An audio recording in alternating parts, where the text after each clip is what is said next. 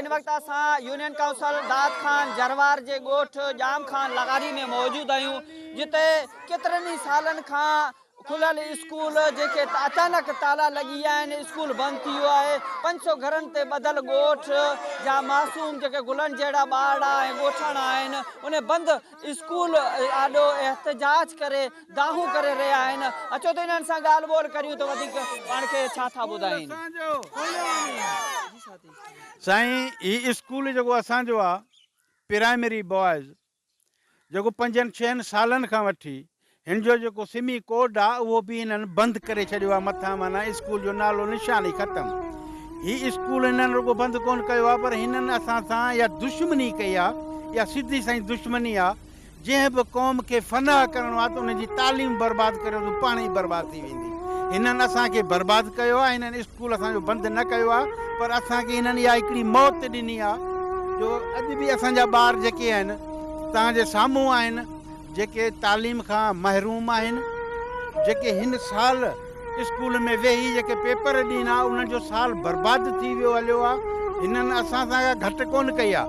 20 सालनि जी हुकूमत में पीपुल्स पार्टी जी हुकूमत आहे, जिन्हनि खे असां वोट ॾियूं था, उन्हनि जी महिरबानी इहा आहे त असांजो बुनियादी जेको स्कूल हो उहो ई बंदि कराए छॾियूं। असांखे मिलियो कोन को कुझु। असांजा जेके बुनियादी हक़ आहिनि हिन ॻोठ जा, जेको कल होड़नि जे वक़्त खां वठी हीउ ॻोठ आबाद आहे, हीउ दरियाउ आहे जेको पुराणो वांदल हुयो, उन टाइम खां वठी हीउ ॻोठ आबाद आहे। पर हिन ॻोठ में तव्हांखे का बिल्डिंग नज़र कोन ईंदी, को पको वॾो घर तव्हांखे नज़र कोन ईंदो, छो जो सभई पोइ हिते ग़रीब आहिनि। उन ग़रीबत जे करे हीउ ॻोठ असांजा नज़र अंदाज़ कया विया। हेसी ताईं 2 स्कूल जेके असांजा आहिनि, गर्ल्स ऐं प्राइमरी बॉयज़, इन ॿिन्ही जी हीत मुकमिल बंदि कयो वियो आहे। असां अपील था करियूं असांजे MP इमदाद पिताफ़ी खे, जेको असांजे हल्के जो आहे बानी ज़हीर पिताफ़ी खे, जिन खे असां वोट ॾियूं था, उन्हनि खे अपील था करियूं त महिरबानी करे असांजो स्कूल जो कोड खोलण लाइ असांखे मास्तर ॾिनो वञे। MNA जेको आहे ज़ुल्फ़कार बचाणी, उनखे बि असांजा उन्हनि जा बि वोट आहियूं 70 खां वठी हुननि सां गॾु रहिया आहियूं।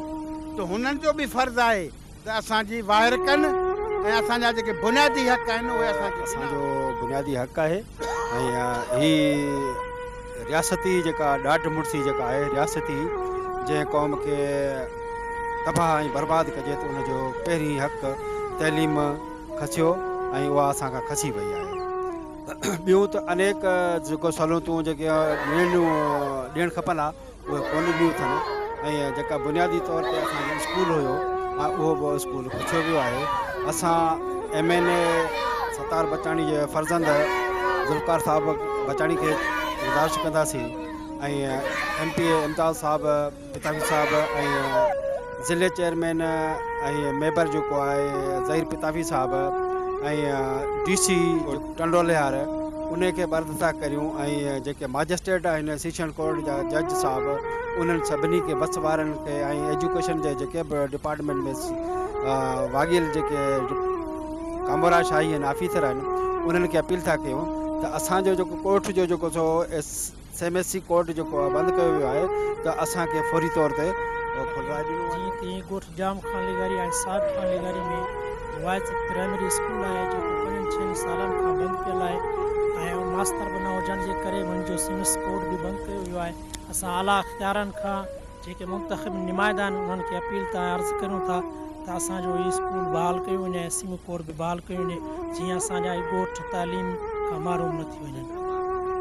माशाल्लाह हिते ॿार त माशाल्लाह 400-500 ॿार आहिनि। 2 ॻोठ आहिनि, हिननि में 2 क़ौमूं रहनि थियूं।